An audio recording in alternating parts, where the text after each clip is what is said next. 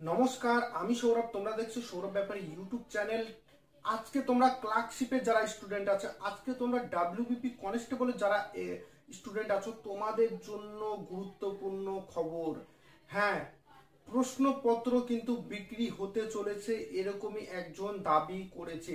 তোমাদের সামনে বিস্তারিত সবকিছু তুলে ধরবো, তার জন্য ভিডিওটি মনোযোগ সহকারে দেখবে এবং এরকমই চাকরির খবর এবং আপডেটের জন্য চ্যানেলটিকে সাবস্ক্রাইব করে পাশে থাকা বেল আইকনটি প্রেস করে দেবে। তাহলে চলো দেরি না করে শুরু করা যাক। দেখো তোমাদের স্ক্রিনের ওপরে দেখো কিছু ইস্যুর জন্য আমি কিছু জিনিস হাইড করে দিয়েছি। এবার যেটুকু আমি তোমাদেরকে দেখাতে পারবো সেটুকু দেখাচ্ছি। ওকে, আমি একটা সিরিয়াস সমস্যায় পড়েছি। আমি গভর্নমেন্ট কম্পিটিটিভ এক্সাম এর অ্যাসপিরেন্ট হোয়াটসঅ্যাপে বিভিন্ন স্টাডি রিলেটেড গ্রুপের সাথে যুক্ত আছি।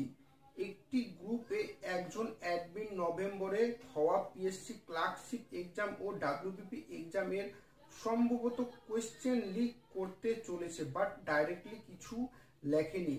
প্রসাদ পাওয়া যাবে, মা কালীর প্রসাদ। ওয়াও, এর জন্য যোগাযোগ করো।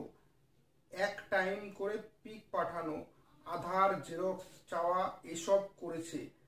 আমরা যারা কম্পিটিটিভ এর স্টুডেন্ট কত আশা করে বসে থাকি এক্সামগুলোর জন্য। এরম করলে আমাদের সব শেষ হয়ে যাবে। এমনিও শুনেছি 4টে শিফটে এক্সাম হবে, আবার যদি ফুড এসআইয়ের মতন হয় কেস চলবে আর রিকোয়ারমেন্ট হবে না। এত বড় অন্যায় আমি কিছুতেই মেনে নিতে পারছি না। আমার বিএফও ওই গ্রুপটায় ছিল, ও বলল লিভ করে যেতে, অথচ ডাইরেক্ট কোনো প্রমাণ নেই যে কাউকে কমপ্লেন করব। কি করব, প্লিজ হেল্প করো। দেখো, তারা কিন্তু একদম এমনভাবে কথা বলছে প্রসাদ পাওয়া যাবে, মা কালীর প্রসাদ। এর থেকে তোমরা কিভাবে ধারণা করতে পারো? দেখো, এখানে সঠিক কিন্তু কোনো প্রমাণ নেই, কিন্তু এইসব ব্যাপারে দেখো তোমাদেরকে বলছি, যারা এই মা কালীর প্রসাদ নিতে যাচ্ছ, পরবর্তীতে মা কালীর পাঠা হতে যাবে কিন্তু, বলে দিচ্ছি। তার জন্য তোমাদেরকে বলছি যে এইসব জিনিসে যাবে না। এইসব জিনিসে যদি কেউ গিয়ে থাকো, সব কিছু প্রমাণ আমাদেরকে দাও, অথবা সিআইডি আছে, ডাইরেক্ট সিআইডি কে দাও।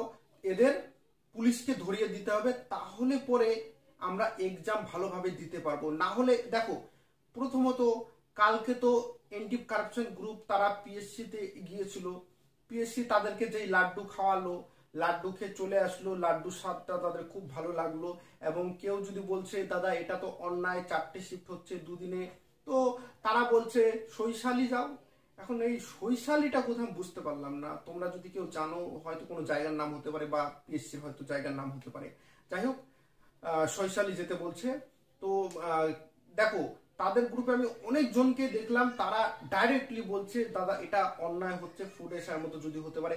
দেখো, ফুড এশার মতো যদি নাও হয়, তাও 4টে শিফটে কিন্তু কোয়েশ্চেনের ধরন কিন্তু আলাদা রকমের থাকতে পারে।